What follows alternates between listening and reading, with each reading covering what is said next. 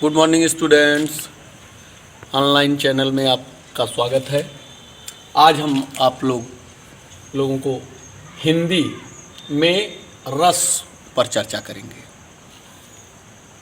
बच्चों, रस का अर्थ क्या है? रस कहते किसे हैं? रस की परिभाषा क्या है? रस है क्या? तो रस का अभिप्राय यहाँ हमको काव्य में, साहित्य में रस के बारे में जानना है।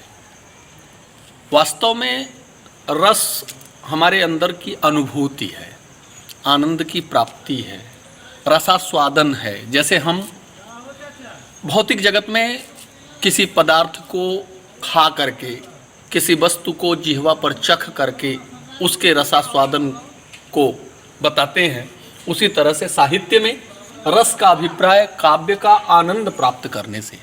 किसी काव्य को, नाटक को, उपन्यास को, फिल्म को, कहानी को सुनने, पढ़ने और बताने में, लिखने में जो आनंद की प्राप्ति होती है उसी को रस कहा जाता है। आचार्य भरत मुनि के अनुसार विभावानुभाव व्यभिचारी संयोगाद रस निष्पत्ति, यानी विभाव, अनुभाव, व्यभिचारी भाव, इन सारी चीज़ों के मिश्रण से रस की निष्पत्ति होती है। आते हैं रस के अवयव, यानी रस के अंग। रस के अंग क्या हैं?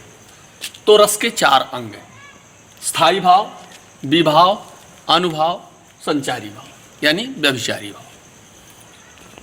ये देखिए रस के अंग, इसके 4 भाग: स्थायी भाव, विभाव, अनुभाव और संचारी भाव। यहाँ देखिए स्थायी भाव में कोई दूसरा भाव नहीं है। विभाव में 2 भाव हैं, आलंबन और उद्दीपन। इधर अनुभाव में 4 है: सात्विक, कायिक, वाचिक और आहार। आलंबन विभाव में भी 2 भाग हैं, आश्रय और विषय। आते हैं स्थायी भाव पर। स्थायी भाव क्या है?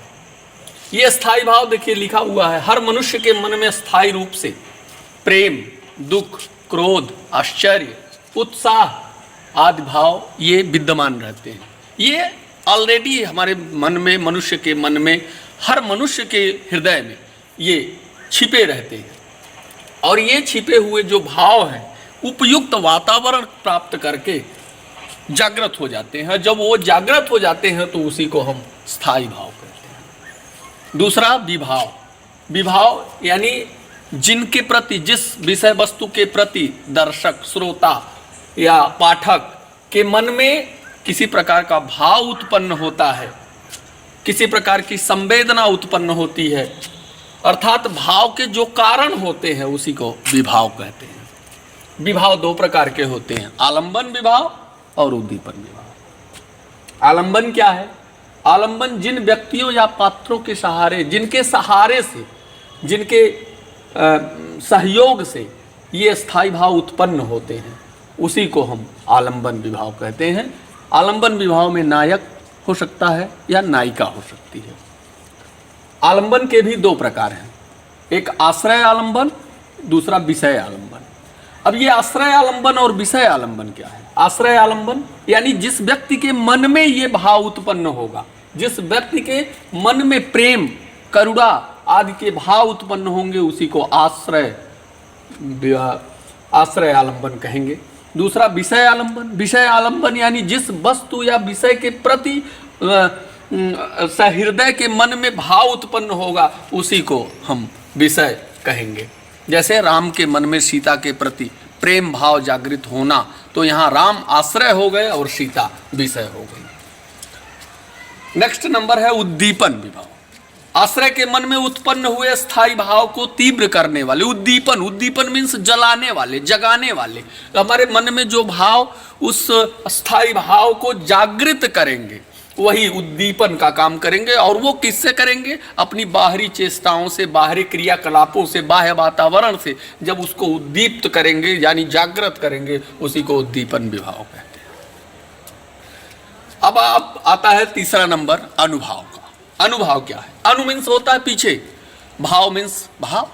यानी पीछे पीछे में जो बाद में जो भाव उत्पन्न होता है, यानी स्थाई भाव और विभाव के बाद वाला जो भाव होगा उसी को हम अनुभाव कहेंगे। स्थाई भाव के उत्पन्न होने पर उसके बाद जो भाव उत्पन्न होता है उसे अनुभाव कहते हैं। अनुभाव के 4 प्रकार हैं। अनुभाव 4 तरह के होते हैं, जिसमें पहला है सात्विक अनुभाव। जो अनुभाव मन में आए हुए भाव के कारण स्वतः उत्पन्न हो जाते हैं, स्वतः प्रकट हो जाते हैं।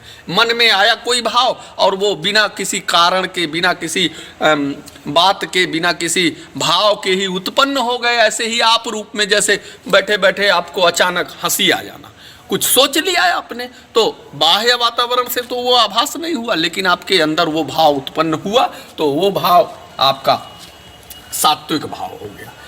दूसरा नंबर है कायिक अनुभाव। कायिक अनुभाव, काया मीन्स जान ही रहे हैं, काया मीन्स शरीर।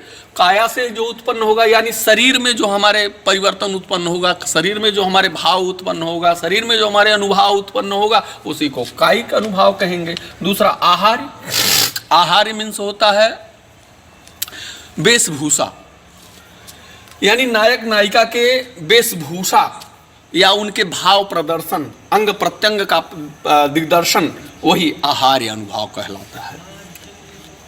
बच्चों, अब इसके बाद आता है आपका संचारी भाव। संचारी भाव हम आपको अगले वीडियो में चर्चा करेंगे।